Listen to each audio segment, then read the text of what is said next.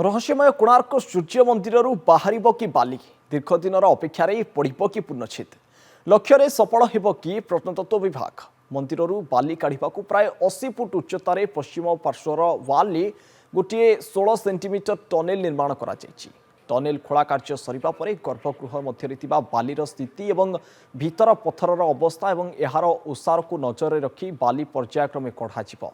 ASI विभाग पक्षरु समस्त mechanical platform निर्माण कार्य संपूर्ण होई प्रस्तुत होई रहितिबा कहिसंती ASI Puri circle superintendent TB Gananayak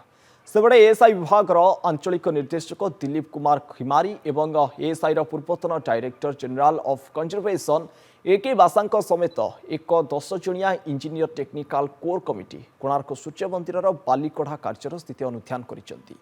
पूर्व प्रस्तुत हो रही ट्रेस मैप को टिकिनिकी देखिथिले कमिटी पर समस्त अधिकारी सूर्य मंदिर ऊपर को चढ़ी मंदिर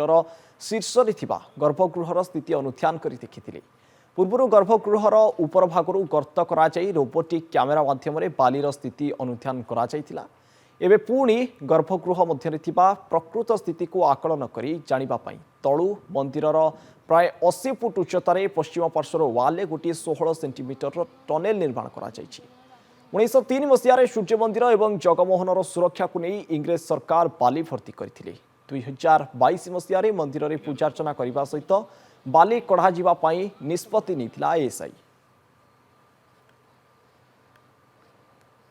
टेक्निक कराई बहुत सोफिस्टिकेटेड रे कराउची जो इंस्ट्रूमेंट मध्य बहुत माने बहुत हाई टेक्नोलॉजी डायमंड कटर रे कराउची वाइब्रेटर मीटर लाइक कराउची जोटे जीरो वाइब्रेशन रे ही ताकू कटिंग कराउची सेटा सबठारु माने इंपोर्टेंट जिंस जे वाइब्रेशन क्रिएट न हो जे ना ना ना सेठी पई लगा आइची वाइब्रेटर मीटर लगा आइची सब गुडा को मॉनिटरिंग करी की साइंटिफिक वे रे ताकू माने ड्रिल ता करा होची।